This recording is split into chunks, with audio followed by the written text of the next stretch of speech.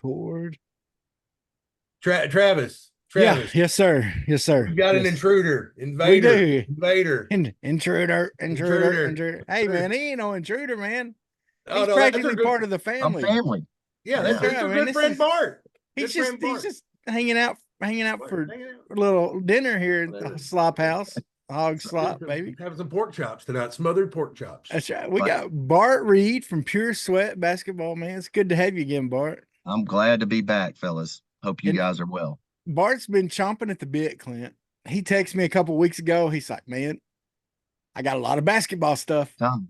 And Yep. there's Man, did we ever drop the ball by not getting him on sooner? hey, well, Especially with all we're the goings on. slackers It's time sometimes. to. That's It's right. time. We're going to talk a little football, and it's time to catch up with Bart on this week's Hog Slop. Hit it, Sean Michelle. 1, 2, 3, 4. You ever seen a lame man walk? Ever heard a dumb man talk? Never seen a blind man see? I promise you will change his thing. You ever seen a cancer dead? Ever seen all the poor get fed? Ever seen a prisoner set free? I promise you will change his thing.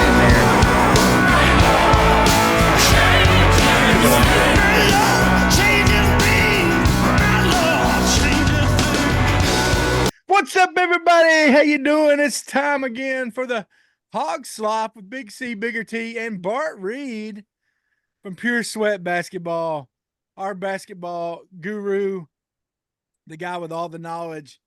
He's traveling the country. He's watching all these great athletes that Coach Cal is on and recruiting, and he's got all the great juice on them to talk about it. So we're excited about that. Yep. And and then in his own house, Clint, he's got Lily Reid hitting shots, baby. Hitting Big shots. Time. She just got back from Indianapolis. She just walked in the door about 2 hours ago. Hey, we're gonna start sponsoring her. Okay, we're gonna put. That's right. We're gonna have brought to you by Lily Reid or whatever. We're gonna get her on here. Okay. Oh. No, man, that's good. I see your updates and stuff on social media. Glad she's doing awesome, and I know she's now, Bart, could you just tell the parents at home, because I mean your daughter's high level AU basketball player. What does the summer look like for your daughter? It's crazy. It's out of control because we've got it's really ultra competitive in my house because my son is a really, really high level 7th grader going to be 8th grader. So let's just say this. She had 3 weekends off, which essentially was for school basketball in June, where she traveled and played. So just in the last 6 weeks, she's been to Dallas twice, Indianapolis, Rock Hill, South Carolina, Chicago. So it is just nonstop. So my wife and I figured it out.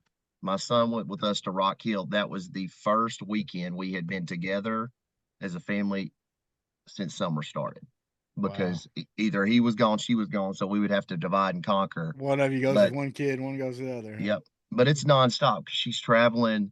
Basically, she's going to practice out of state, even if she's not playing every weekend. So it's incredible. And I don't know if the regular listener gets the amount of effort a parent has to put in to having, to supporting a child that's a high level athlete such as yours.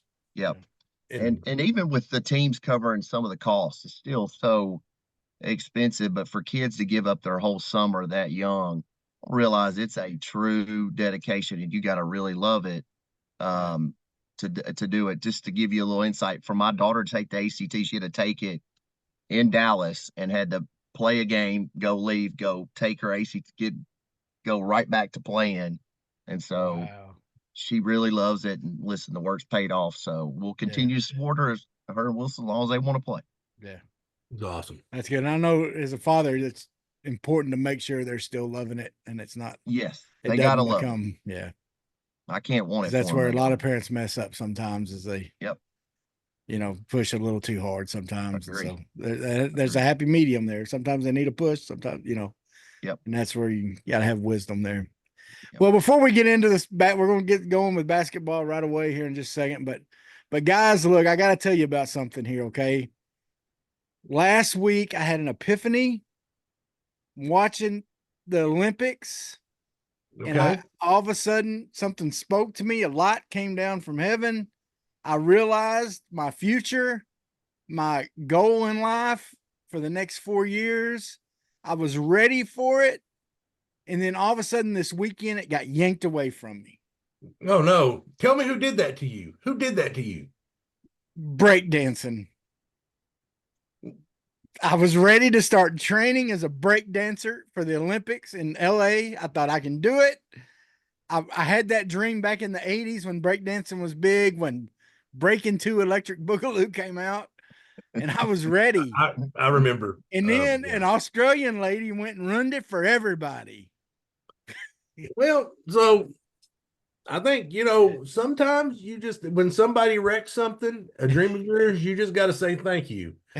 Because I don't think you training for breakdancing would end in, it wouldn't ended well. It kind of reminds me of when my stepkid came over and all his friends came over and they started wearing boxing gloves. And I thought, you know what? I'm going to go out there and I'm going to show them kids how to box. And then I thought this is going to end one of two ways. Either with me in jail or me in the ER. You breakdancing would have ended the exact same way. With either you in jail for lewdness or in the ER for lack of stretching and being too chubby. It'd have been a lot of fun though.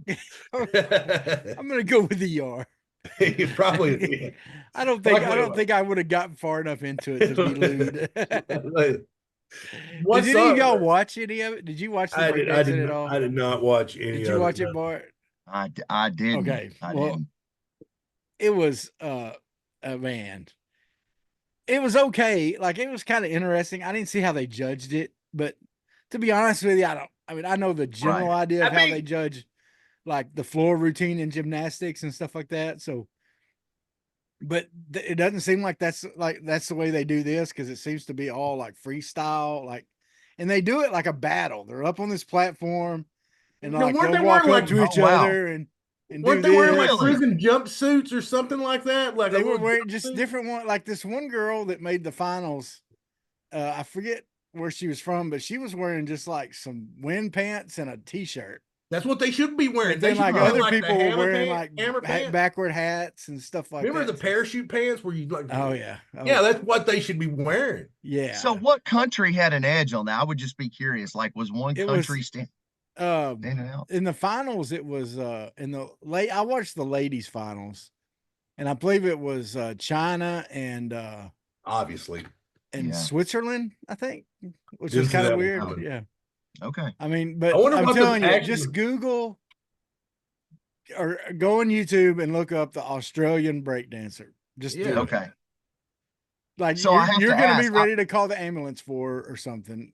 Anyway. Well, was pickleball on the Olympics?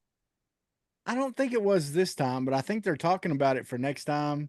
Okay. Flag football is going to be the next time. Okay. So breakdancing then. So it wasn't the Olympics, but I was watching some type of national pickleball, and you talk about like, woo, man, there's not a lot. They're hitting that ball pretty hard. I don't know how they. They see, and they put stuff like that on TV just so bored rich people have something to gamble on. Right. Their only reason breakdancing is in the Olympics because there's a couple of rich Greek billionaires got liquored up and was like, you know what, I want to gamble on breakdancing, and they're like Olympic sport. Well, apparently this Australian lady, I heard this. I heard third person. I didn't hear it I heard it from my physical therapist a while ago. So not the most reliable source ever. He was saying that she's like in her mid-30s, and that the main reason she got in was because her husband was over like all the breakdancing in Australia, and so he pretty much pushed her into that spot to get the Olympic spot of it or whatever that she did. Okay, what's the point of having that position if you can't abuse the power and get your wife on the breakdancing team? That's so there's true. No point. That's so true. There's 0 point. You get that power to be corrupt and put your wife on the breakdancing team. You But got to do it. I'll tell you, to be honest with you, I was so disappointed that the competitors didn't walk out with a boom box on their shoulder, with cardboard underneath their other arm, lay the cardboard out, and then go at it. You know what I mean? Like the old school break dancers. But it sounds like they're pretty close if they're head to head going at it. Yeah, it was kind of neat with the fact that they're kind of, they'd walk up to each other and kind of, anyway, it was funny. Like you got served. You hadn't watched it. Watch it. It's hilarious. I'm probably not going to, but thank you for the yeah. Okay. All right. So here we go. Bart, we got Coach Cal in. Before we start talking about specific players, I got to tell you, when I hear interviews with him, which, by the way, an interview with him is like listening to a well-trained politician. It doesn't matter what question you ask, he's going to just tell you what he wants to tell you. Yeah. Okay. So, but I like what I'm hearing. Okay. But it's because and you tell me, because you're more closer than I am, but it seems like, I was wondering when he came here, okay, is he going to come here and just coast through the rest of his career? Is he just going to ride on his name? Hey, I'm Coach Cal. Everybody come to me. He seems to be working hard at recruiting, and he seems to be working hard at developing players, which is one of the things, as we've talked on here, we were concerned with, with Musselman. Musselman seemed to be doing a good job on the recruiting and the game planning, but the developing players, we didn't see that as much. So what are you seeing with that? Well, I think, first of all, what was unique, the difference between, I think, Coach Muss and Coach Cal, as you can see right away, what was a little bit different for people is that the flow of information was not near as quick as what we saw with Coach Muss. Coach Muss was just more, if there's a 2029, that's 4 year, we just offer them. And, so it was a little different how the information flowed. And I think it probably scared some people at the start because it was just so different. But I think he's been reinvigorated by, I think, coming to Arkansas and just the fan base. And like Kentucky got so negative, and I had some guys that were really close to program, got so negative at the end that, it's impossible to keep Kentucky fans happy. If you're not winning a national championship, you're losing. Yeah. Well, how long? I mean, he'd been there for so long. You just, I think he said it's time for a new voice, and I think it was best for all parties. Yeah, absolutely. This was it seemed like really Kentucky wasn't like sour about it. They're like, thanks for the memories. Yeah, it's time to move on. Yeah. And that's really the way it felt. But now for you, what was the process like? When did it start trickling out for you? When did you get wind of it? I think I got a text from Travis, and it was a screenshot from ESPN where it's like, and I was like, holy cow, I didn't believe it. Well, for sure. And so I think that was a pretty tight-lipped process. Joe Johnson was early. If you saw him, he was on the press conference, and Joe has not been real active with the Arkansas program since he left. And so you could kind of see the rock star effect that Coach Cal had. But for development wise, Travis, so Brad, his son, Brad Calipari, that's what he wants to do. He is a coach on this staff, but his whole goal has been a development guy. And so he spent a lot of time doing on-court game skill development wise with some guys on the West Coast that are really well thought of. And so I think that's kind of where he wants to be and position himself in that regard. And I think that's probably led over to Coach Cal, especially if he's looking at, some of these guys, as good as they are, might not be one and dones. And so if you're not developing them, then you're losing out. But I think he's strategically done also one thing that Coach Musselman didn't do. I think he's built this roster according to needs, not just grabbing all the top players. Granted, he's got some top players, but if you look at it, it's as well balanced of a roster as I've seen in a long time. So not only has he gotten some top players and worked on recruiting, I think strategically he's gotten with the staff and said, hey, this person fits, we need this person, here's a need.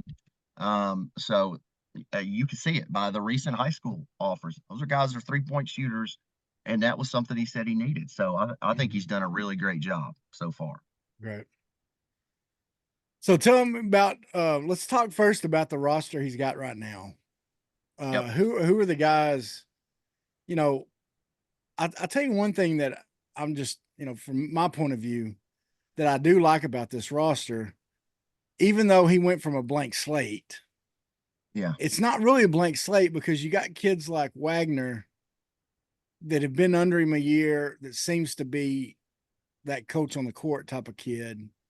It's a multi-year guy, so he's not, he's not a one and doneer necessarily. I mean, he's a good enough player. If he has a good year this year, he could be gone. We know that. Yeah. But still, he's got a couple guys like that. He's got the big center. I forget his name. It starts with a Z. Big Z. Big Yep. Z, yeah. Yep. He's got some guys like that know his system. So even though they're not Razorbacks, they're Cows guys. Okay. So he's got a core group of those guys to mix with the freshmen and the transfers and stuff. Is that what you're seeing with it? Yeah. Yeah, absolutely. And that's, I think, some of the reason that the information was so slow is he had no players. I mean, he had zero. He had to build an entire roster. And so some people were like, why are we not offering these 2026s? You got to build that. He had to create a schedule. And so if you really look at it, the people that he's brought in from Kentucky are real play. I mean, they're even just the transfers in general. Thoreau, Big Z. I love Jonell Davis, who, guys, I was a little worried about him because I thought he might potentially go into the draft this year because it was kind of a little bit slight on guards, but his numbers that he put up are just off the chart. This guy is a cold-blooded scorer and can fill it up in a hurry. Of course, I love DJ Wagner. He's just such a talented guy. You think Davis ends up being the star of this team? And I think the way it's looking right now, I think he's the star. I think Wagner's got that type of ability, but I think he's just the guy that's got game experience and can put up numbers in a hurry. And so I think he's a guy that Razorback fans will fall in love with because how prolific he is on the offensive end. He's a good defender too. The freshman that really stands out is Carter Knox. If you're looking at a guy that's built like an NBA player right now, it's Carter Knox. He is the real deal. 6'5", I think he's listed 200, 205, and he looks every bit of 215, 210. So he's got that type of potential. Boogie Fland is a great freshman. I think he's got, pro written all over him, 6'2", 180, long wingspan. He's got some real players. And we hadn't even talked about Trayvon Brazil coming back, which if you're saying that that's a guy that could be at the end of the players, then we're talking about a guy that's got pro potential and a ton of ability who, when he's locked in and playing really well, is as good as any. Yeah. And listen, let's don't Billy Richmond, I had a chance to watch him play. This guy is a high school player, can absolutely fly, super athletic. But this team, it's just loaded up with talent, top to bottom, loaded up. Yeah. So we got like 3 freshmen. We got Knox. And you got Knox, Boogie, Boogie Fland and Richmond. And Richmond. Them 3 play. I am brain farting. Nick, help me out, Travis. The 3 freshmen we just had. Oh, Nick Smith. Nick Smith. Darian Ford. We played them 3 on 3. Who wins? Joseph Pinion. Oh, well, I'm talking about Jordan Walsh. Oh, okay. Oh, my bad. Okay, so we're talking about who's the point guard? Who was the point guard with the big hair? Anthony Black. Anthony Black. Dude, I'm sorry. I was having the biggest. Like I was trying, y'all. I really was. I'm 48 years old. I can't remember nothing. No, they play Nick Smith, Jordan Walsh, Anthony Black, and these 3 freshmen that we got coming in play 3 on 3. Who wins? Woo. Man, that's a really good one. Man, it'd be close. I would give the edge. I would probably give the edge to Nick and them, but I'm a little biased in that regard because Nick was so good. But Anthony Blake. So you're talking about 3 pros, right? Yeah. Versus 3 pros. But I could say this. I like how I think this group that's coming in, the Richmonds, the Boogie Flint, I think they're a little bit more college ready right now. So I don't think it takes them a ton of transition because they're just more physically, I think, dominant in that regard. I have a feeling that the three right now are more set up to have a better college career than the other three because you got Nick Smith with the injury. Yep. I think Jordan Walsh we never saw what he could really do. That's right. I think we got a lot out of Black, but I think Black was taking on too much. Yep. I think if he would have had Nick Smith the whole time, and if he would have had a Jordan Walsh that wasn't trying to find his way, I always thought Jordan Walsh had talent. I just think he was trying to find his way on that team and try to find his spot. Find his way. And that's a little bit about system. So if you're asking too, who's stepping in the best system, Coach Cal's system, I think is really freed up for, he says he's going to run a 5-out. Traditionally in the past, he's run a 4-out 1-in dribble drive, which is freed up for players to really attack, drive, and kick. So I think system-wise, these three coming in are no doubt. I always felt like Jordan Walsh was just really nervous, I don't even think he knew the shots that were his shots to take. So this group's going to play way more freed up. There's no doubt about it. And I think you'll see more of a consistent offensive structure too. Because it really did seem like a lot of times Musselman's offense was dribble around the perimeter, step back three. And and if it was going in, if JD Notte was having a great night, then it was a great night. Yep. If JD wasn't having a great night, then and a lot of the guys were worried about making turnovers and being pulled. If you weren't in that group, you get in the game, you make a mistake, and you're being pulled out. It's hard to play. It's hard to play at a high level like that, to be honest. Now, what are kind of the recruiting differences in the two, Coach Cal compared to Musselman? Because it seems like Coach Cal really tries to push first class. Like he'll have you picked up in the blacked out SUV and drive you around and make it an event. What's funny is that Coach Cal has such a different philosophy. And if you look at a lot of these coaches go to these top players and they're like, hey, we're going to build this entire system around you. Like when people talk to Nick Smith, they're talking about like, hey, let's build this, let's create this for you. And, it's famous because Anthony Davis said, when Coach Cal came in his living room, Coach Cal said, man, Anthony Davis is the number one player in the country. Coach Cal's like, you might not even play for me. Like, I'm not making you any promises. Yeah. If you do play, you're definitely not going to score 28 points a game. You're going to have to find a role. And so that's his message is so different than what most people have heard. And what he does say is, hey, listen, no, if you come in and do your job and develop, you're going to play half the minutes. You might only score 10 points a game, but we're going to get you to the league and we're going to get there together. And this is how we're all going to collectively as a team aspire and we get individual goals.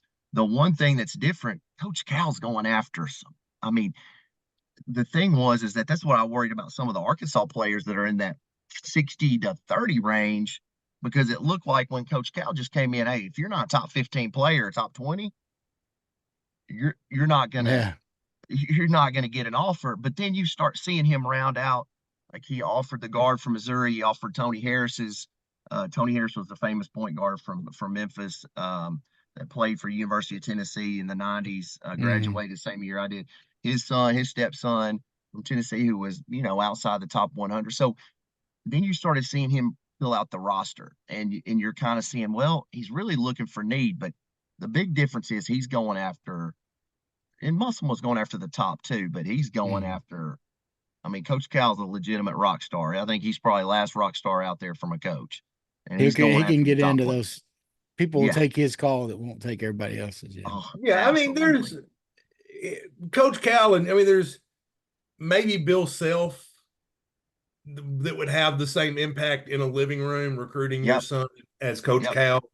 I would say, I mean, I don't even think Hurley's made it yet, and he just won back-to-back national championships. I think those are the only two that when they walk in your locker room, I mean, they walk in your living room, you got to listen. You got to listen. You got to. Because and that's how he gets a cuff. A guy that's 2025, number 4 overall, number 1 point guard in the country. Talk about him. Have you got to see him play yet? Or I've seen him play, and he's the real deal. I've seen him play. He's the real deal. He's who can you compare him to? Well, so I've described him as this because of his size. So his physicality and size is like a Corey Beck type of player. He's that physically dominant on both ends, but his off the dribble, I mean, he is just relentless off the dribble, penetrating, scoring. He's just a difference maker type guy.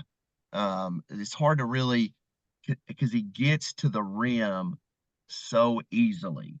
It's almost like it's so hard to, but his physicality looks like Corey Beck, kind of defends that way, plays physical, but he's almost gets to the rim like a John Wall type guy. Like he's just blows by. Blows How big by is he? with ease. He's a legitimate 6'3". They've got him listed at, I think, 190, but 6'3", 190, 200 pounds, but he's that big. And listen, his confidence, and I love this, his confidence is as high as any kid I've seen on the court. Like, he believes he's the best player. And I had a chance to watch him on the EYBL. He believes he's the best player. He goes out and plays that way. And so he's just one of those guys that you can tell he's an alpha male, and it's his team, and give me the ball. He's that good. But that's what you need at point guard. I mean, that's when when you got a guy that's the point guard, and he's an unquestioned point guard, like we had with Lee Mayberry, Corey Beck. That's when even Kareem Reid, when you've got a guy like that, that's huge. Oh, big. Now, there's somebody else that's one of the top 10 guys. I think he's like 5th or 6th rated, that is friends with him and wanting to play with him. Who is that? So so there's a lot of guys. He's got kind of that attraction to him. I'm not 100% sure, because he's got some connections with some really, really talented guys. But that was my point, Travis Clinton. I think he's a guy that's going to get other players. And I think that's why, of course, Coach Cal offers him, because he's great. But I think that's why he was one of the first 2025s you'll see, is because he thinks he can bring other players in the fold. But I'm not 100% sure which one you're talking about. Okay. I've got a list here of just some of the ones that were on. And are there some that you would say we need to watch out for that? Well, I can tell you this. So when Coach Cal went to this last live period, he offered Isaiah Seeley from Arkansas. That's a 2025. And then Cortland Muldrow, which is also a 2025 from Arkansas. So where's Seeley from? So Seeley's from Springdale. Okay, that's right.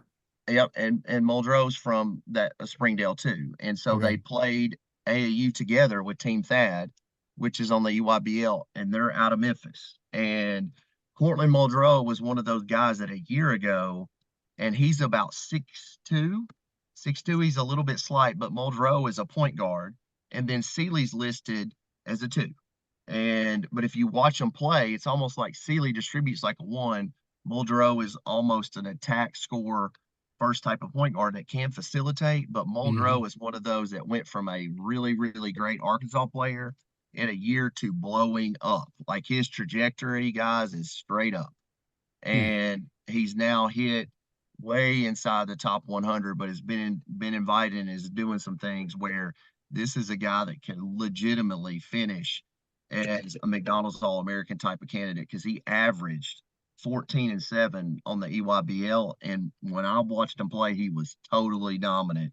There was no one on the court that could stay in front of him, and he shoots it pretty well too. So those are 2 guys that are not token offers. Those are guys that Coach Cal and staff want to get, that they believe are next level type of talent.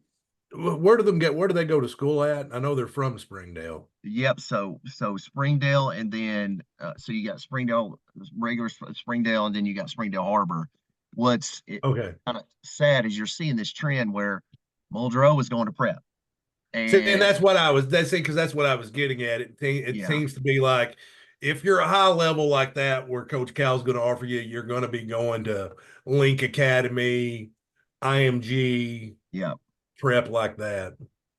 Yeah, and I just hate to see it because we're losing so many players from Arkansas that are going prep, and I think they feel like they need to do it. I personally have said this. It's benefited a very few, and it's hurt. I wouldn't say hurt, but it's not helped most of the people. Moses Moody dropped in the rankings. Listen, you're a top 15 player, you dropped. KK Robinson, prep didn't help him. They had all this stuff going in to prep. So I hope that's a trend that does not continue where we're losing so many top players. Because there's something about, my daughter was playing AAU basketball. And they practiced at Little Rock Hall.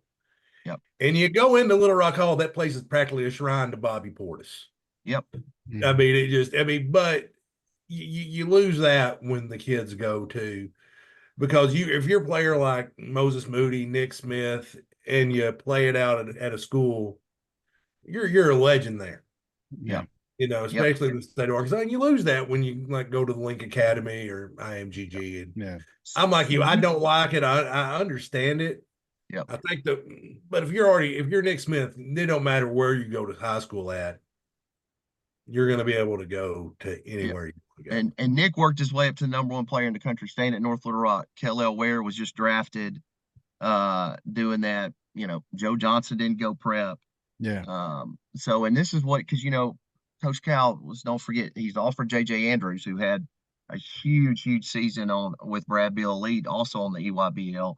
And JJ is 6'7", and guys, I'm just being honest. This kid can go inside, outside. He is a legitimate right away NBA prospect, probably a one and done guy, but can do it all on the court, and he's showing it. And Coach Cal and staff are foaming at the mouth at him, and it has nothing to do with an Arkansas. These are not tokens. These are guys that can just fill it up and play. And so JJ has made a choice not to leave to go prep yet, which I'm excited about. He wants to stay, and so hey, that's a great thing. What about Burgess from Benton? Yep. So I just saw Terrion this weekend. We did a little bit of workout, and Isaiah Joe just had his big, shooters camp, and then had his invite only elite camp for the top players in Arkansas on Sunday. So Terrion is I think healthy for the first time. Terrion played a little bit beat up this summer, and you see a lot of the top players, but he's got offers from everyone. No official offer from Coach Cal and them yet, although the recruiting process is going on, and they certainly are talking to him and interested. That's a guy that I think will get an offer. But again, Alabama, Missouri, everybody's all over him. I think he's closer to 6'10" now, really long, athletic, shoots the ball, I think, better than he's ever shot it. And I mean, this weekend he's flying, talking about this kid can fly. Super athletic. Now he's getting in the weight room for the first time. So I think he gets stronger, bigger. And so that only helps his stock. What about some other recruits that Arkansas is on? Any others that jump out to you or that you've got to see? I know you just got back from, was it the Adidas camp? Yep. So I was in Rock Hill, and Augusta, Georgia is right there but that's where Nike is. So essentially in a square radius of about 2 hours, all the top players are right there. There's kind of rumored lists, and I'll say what Coach Cal's kind of stated. Look, we're really focused on building this roster, so it's really hard to say what the actual recruiting, like down to offer list, looks like. But certainly if you take it, he did not go to Adidas. He actually went to Nike and then went to Puma. And so he's looking, there's not a lot of information out there on who he's actually wanting to look at. I know there's several centers that were on the Puma circuit that he was looking hard at, but certainly he went out there, and as soon as he saw Modrow and Sealy, made those offers, and JJ Andrews and then Acuff. So that's kind of the list that I know of, guys. probably know on who's the watch list, but I don't actually know because you can't ever tell because they're keep things pretty close to the vest out there. So you talk about just a quick question here, just a general thing here. We talk about the Adidas, the Puma, the Nike. Does that have much to do with who Coach Cal will go at, or who a coach will go after, of who's connected to those different companies or come into their stuff? I don't want to be yes and no. I think you see that, and so some of this stuff is getting to be like, okay, if you're a top player and you're not on a certain, but I can tell you that if you took Nike, Adidas, Puma, and you got to throw Under Armour in there, although he didn't go to Under. Most of the top players are playing on some type of circuit event, and that's just how it goes. So he's going to spend most of his time on those particular circuits. If some of the Adidas guys will say, well, Coach Cal's a Nike guy, so he's going to spend more time at Nike. I don't necessarily think that's the case. I think, he's going to go where his staff kind of looks at and sees the talent to fit. So, so the answer is a yes and no, I guess, Trav. It's a good one, but they're not going to venture much off of that circuit to look for players. That didn't say they might not find a couple, but they're not going to get too far off that because there's so many top players there. I wonder if that'll ever be affected by NIL.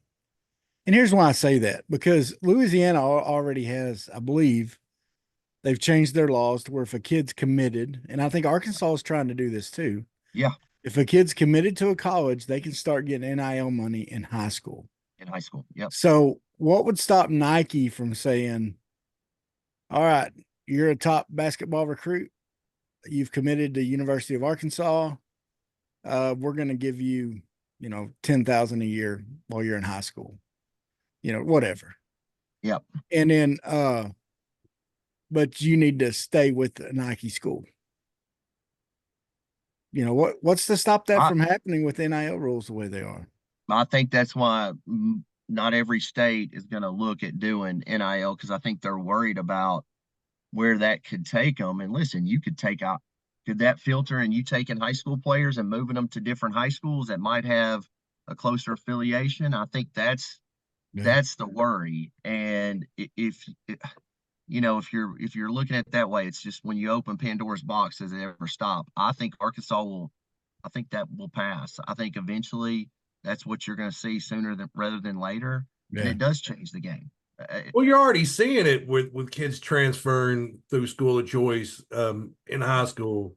Yep. I mean, you pretty much see them posting the transfer portal letters on the Instagram. Yeah.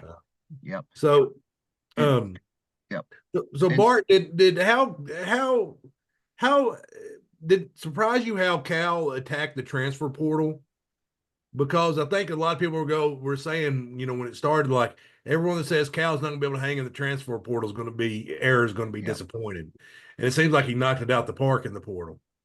Yep. And see, that was part, Travis, I was going to say, that's a little bit why on the high school side, it's hard to really get who is a legitimate target, because he's kind of made the statement that he's going to go after 2 to 3 at max high school guys every year.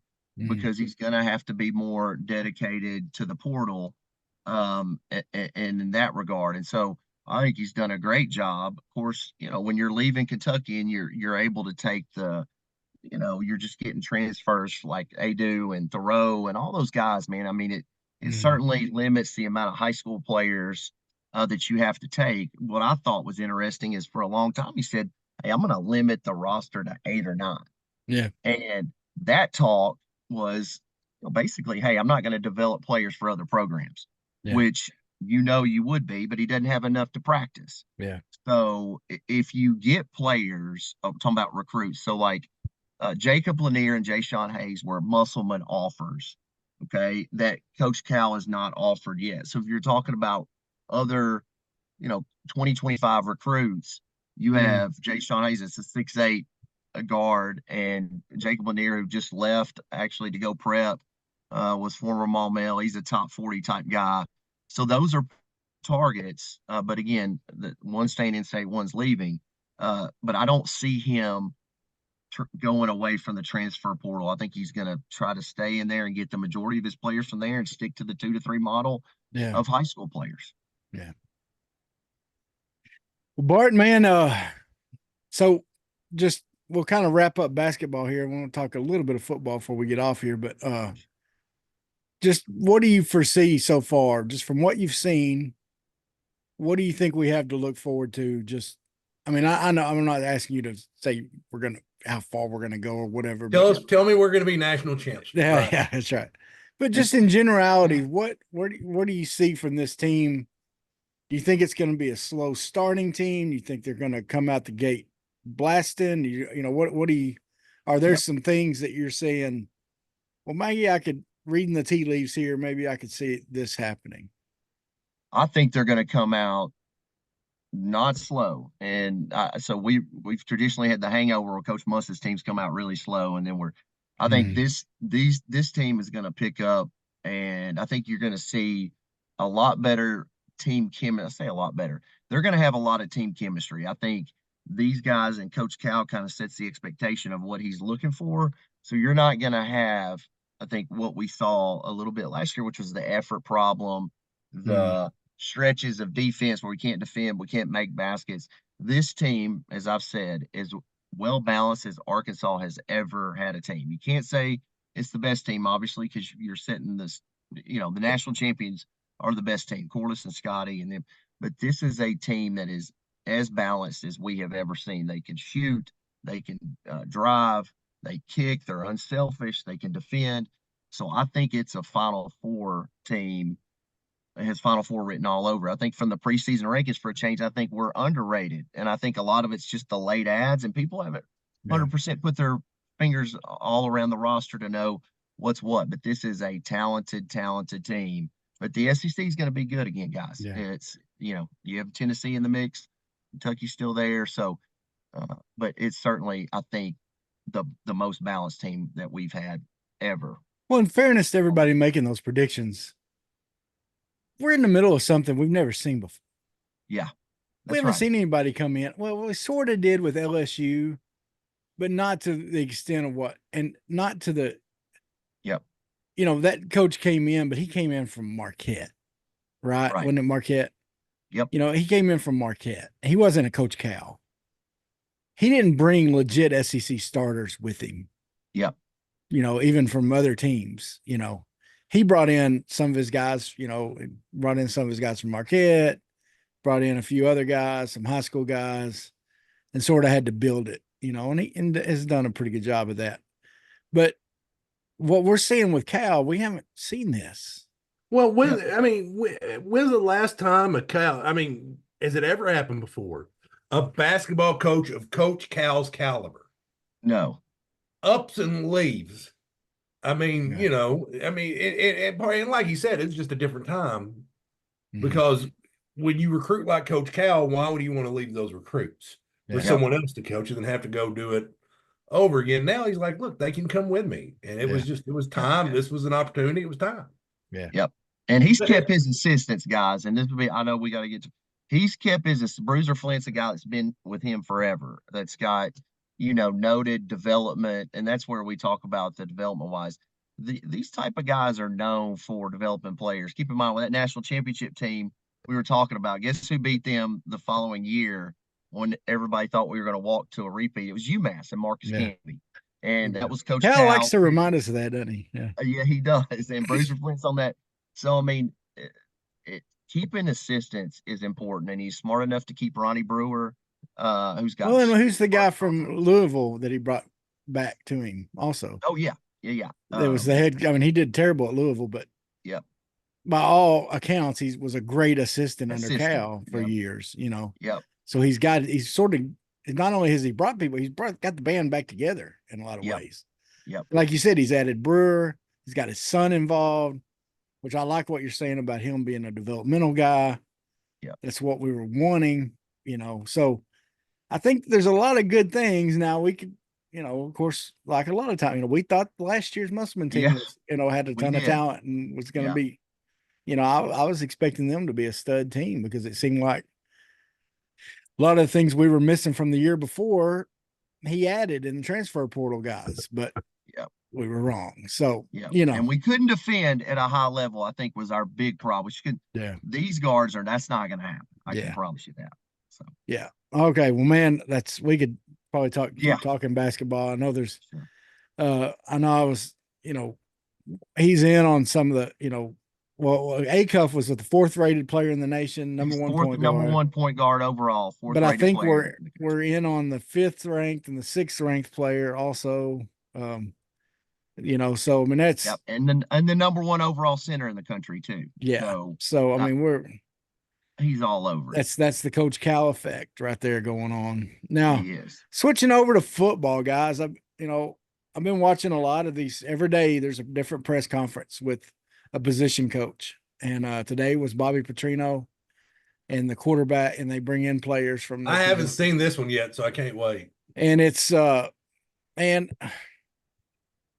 look, Bart, me and Clint were not big Petrino fans. Okay.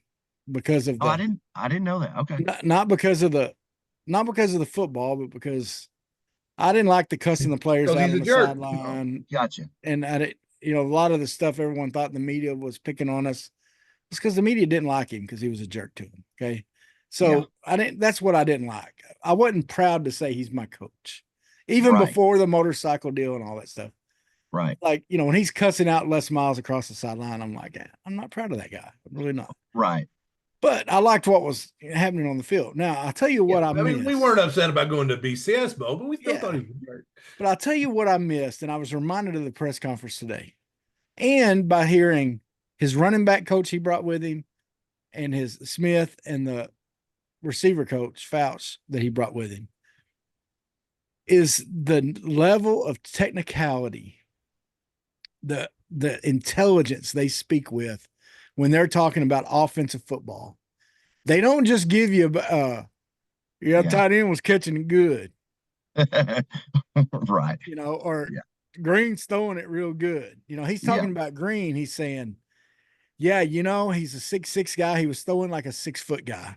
So we worked on him getting the ball up, getting his front shoulder up, getting his feet where he's standing taller, like all this different stuff, getting over the top motion instead of to the side motion or the lower motion, he talks about all the technical stuff, and you can tell his mind, man, he's breaking every little thing down. And I love that because we weren't getting that. And then even Mateos, and I heard somebody on the radio was cautioning, getting fired up about the offensive line with Mateos. Baylor, he was coaching the offensive line there, and they went from 12 wins to like 7 wins to 3 wins, something like that. Okay. So they were on a downward swing at Baylor, and he was, of course, you can't blame it just on him. He was offensive line coach. But I love what I'm hearing about the offensive line. Okay. But we've talked about that a lot on here. I want to talk about a couple positions we haven't talked about as much. Woodson, the defensive backs coach, he was yesterday. And talking about some of the defensive backs and hearing, I'll tell you one of the guys I love to quote. They asked Jaden Johnson. They said, "What has kept you here this time? You're a senior. You came here. You've stayed. A lot of your teammates have transferred away." He said, "I committed to South Carolina first, and I felt like I needed to decommit from them, and I committed to Arkansas." And he said, and I prayed and said, "God, where do you want me to go?" And that's where I wanted to go. And so I've committed to it. He said, I'm going to stay with my team. He said, "Yeah, I could have went somewhere else, but I want to stay." And I love that attitude. And it sounds like that's the type of guys we have. And these D-backs, you're hearing some great things about them. Okay. The Metcalf brothers, TJ, and the other one starts with a T too, I think, but he's a freshman, but they're doing great. The corners, they got guys that are versatile, that are long and athletic. Hudson Clark is kind of a coach on the field for them. They're talking, all the players talk about how he helps them just get lined up. Love what I'm hearing there. Love it. Love what I'm hearing from the receiver room. saying great things about Petrino was talking about Satanga and just his ability to not only catch the ball, but to adjust to the ball and make catches, to run with the ball, all those kinds of things. I tell you guys, it's just, look, we're still playing a tough schedule. Yeah. 7 teams we play are in the top 25. 7 of them, including second game of the season against Oklahoma State. They're in the top 20. Brutal. Well, that's life in the SEC. Yeah. But here's the thing. We were in so many one-score games last year with an offense that was broken. Yeah. That was just broken. I mean, there was nothing right about it. The offense isn't broken anymore. We hope. Well, I just don't think. I refuse to believe that you let Bobby Petrino come in and run your offense. Because what happened to Bobby Petrino at Texas is he coached under an offensive coordinator. Yeah. And the offensive coordinator that didn't want to give up play calling duties. Well, it was Gus Malzahn under Houston Nutt. Well, I mean, Greg Riccona under Steve Mullins. Not that, no one got that, but yeah. Well, I know, but I lived that at Tech, where you had an offensive coordinator who was the head coach that just did it, who wanted to call the plays. And it's hard to give it up, that power so Petrino's allowed to have it because here's the thing about Sam Pittman, he lets the coaches coach. Mm-hmm. So he's going to let Bobby Petrino coach the offense. And it sounds like Pittman's like, I'm going to stick to what I know. I'm going to go help with the offensive line. Yeah. And I think I do think this team's going to be much improved. We only got the brakes beat off of us twice last year. Yeah. And when you're 4-7 and you're going into a game with Missouri at the end of the year, it's probably hard to get excited. Yeah. I'm just saying, I don't know many teams that would put effort in it. One thing that's been interesting in these, everyone, when they talk to the defensive guys, someone's been asking them, I don't know if it's the same reporter or not, but someone's asking them, what's it like going against the Bobby Petrino offense? And so today, when they were interviewing Bobby Petrino, I guess it's probably the same person asked, we've asked all these other people what it's like going against you. What's it like going against the Travis Williams defense? And he said, they're impressive. He said, but I'll be honest with you, it's frustrating at times. He said, because they're good. And he said, especially when they're used to us and they're used to seeing some of the things we're doing. And so they kind of know what's coming sometimes. It makes it even harder. He said, because there's a lot of talent, And I thought that was interesting because he was bragging on Williams, talking about how good the defense is looking too. And about his, I love Williams' play calling.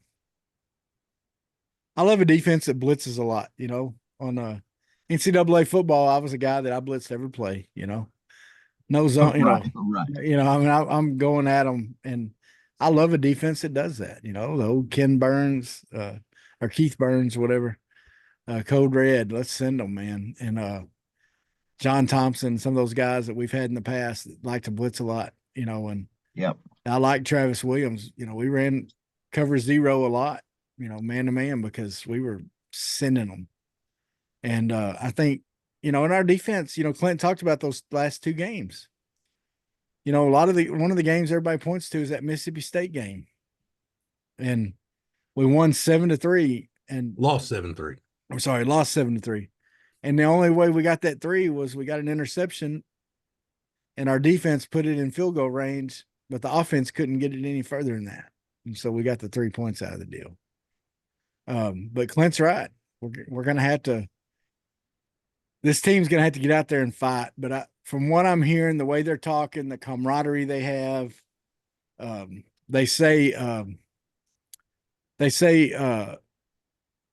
Landon Jackson and Carmona and Green are really, they've bonded to where they're pushing each other. Like they'll say, hey man, you got to get your defense up, or you got to get your offense up, to where they're communicating together on the field and that kind of stuff, man.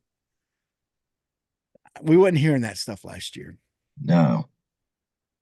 I mean, they were saying what they thought we wanted to hear, I think, but I don't think it was legit is what they're saying this year. There's just something different. And don't you think if there's offensive problems in season, let's say this, Bobby Petrino's a guy that can diagnose and fix them and make adjustments. And that's one thing that I don't think people had faith that they could do last year. Yeah. Well, I mean, last year early on when we saw the line couldn't block very long, they didn't switch to throwing quick hitter plays. Nope. That's what you do when your line can't hold very long. You get something that's quicker. We're still dropping back. You do running plays that are quick hitting. Yeah. Yeah. But instead, we're still doing, lining up in the pistol, dropping him back 5 more steps. And he's just a sitting duck back there. Yeah. And Petrino ain't going to do that. That's not going to happen. He's going to say, okay, count to 3. If the ball ain't out, take off running, Green. Yeah. But, I don't know, Clint, what are you thinking? What you're hearing, man? Man, I love what I'm hearing. I would be surprised if Carmona, Jackson, and Green weren't all wearing C's on their chest. Yeah. It sounds like the offensive line, they feel like they're a good 2 deep. Like, they sound like Marion Harris they saying he's earned playing time. He's saying, look, I'm not one of them guys that believes just 5 guys earn playing time. They've earned playing time. And I tell you, I played college football, not very well, but I did. I got in by 6 plays. You got a jersey. Yeah, I got a jersey. I got the stretch. Warm up. I could do seat rows like nobody's business.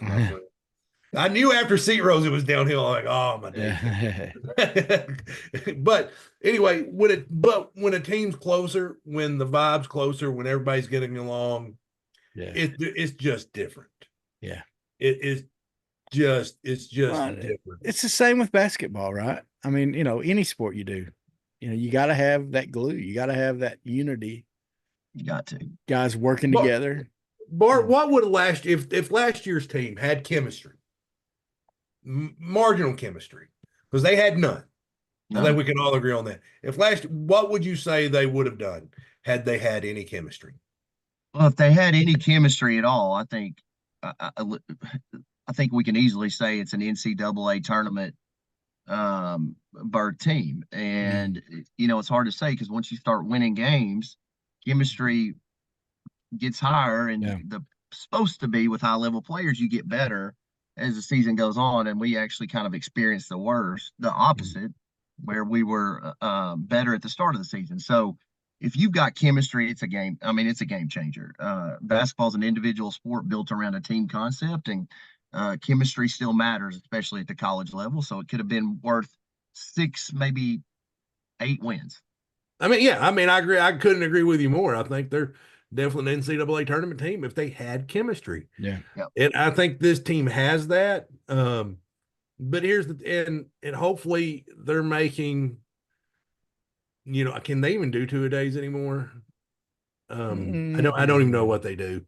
But I think hopefully the coaching staff's put them in enough adversity through just workouts that this team has dealt with adversity, because that's when you really find out about the chemistry, is when you hit that adversity. That is one thing they're saying along with the in the press conferences, is that some of these transfers are coming in from smaller schools, and they're saying, man, these workouts are a lot tougher than what I'm used to. Some of it are there, like the guy from the running back from Utah, and he was in a cooler atmosphere up there. It wasn't quite as as hot, but he was talking about that these workouts are tougher. The Reid, the running back that they brought in kind of last toward the end, they said he had a hard time, and I think he's moving up. He was at a smaller school, and they said he had a hard time getting used to the practices. So I think I'm saying that, Clint, to kind of agree with what you're saying. Sounds like they're putting them through some, these practices have been tough for them, and the workouts have been tough. And so I tell you, another group they talked about really well was the running backs. And Rodney Hill was a guy that the name is a name we haven't talked about a lot, but he's the transfer from Florida State. And if you didn't hear his story, he did not want to leave Florida State, but his parents had hired him an agent, and his agent contacted somebody acting like he was the agent was acting like he was him, asking for money. Okay. And he got in trouble over it. And so he ended up having to go for one semester to Florida A&M. And then from Florida, he worked out last spring there. And then he transferred from Florida A&M to here.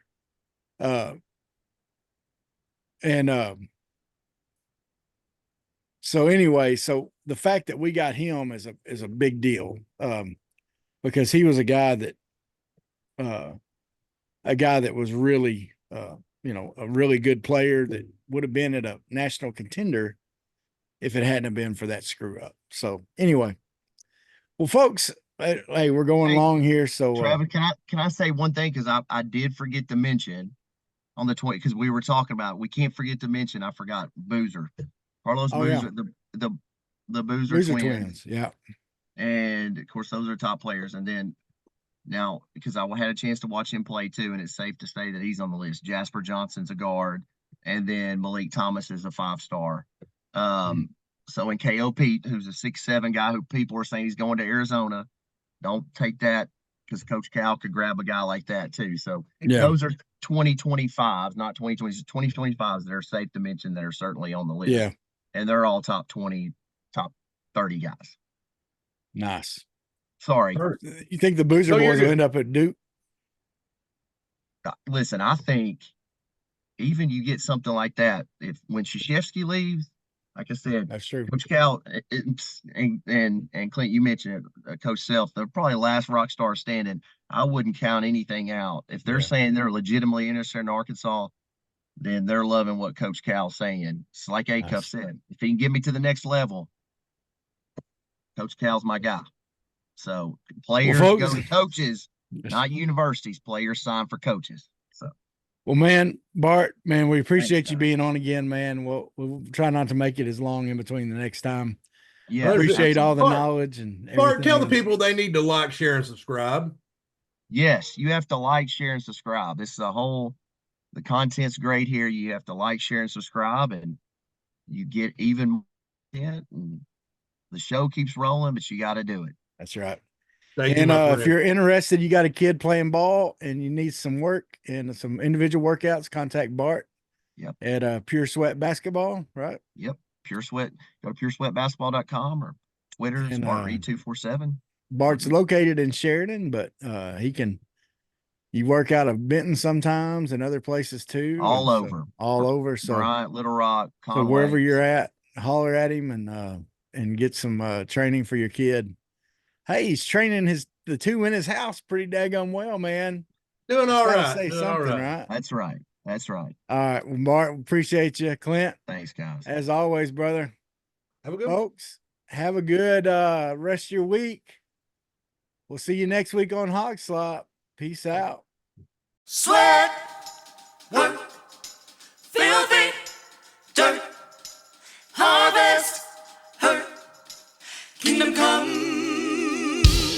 Sweat, work, filthy, dirt, harvest, hurt, kingdom come. Listen, that's why I sweat when I work. My hands get filthy down in this dirt. Won't see no harvest till I hurt. Crying your kingdom come. Listen, I wake up in the morning, I bow my head to pray. Mama told me if I don't, ain't nothing gonna change. These prayers breaking up hard ground so I can sow the seed. Ain't afraid of no aches and pain, Lord.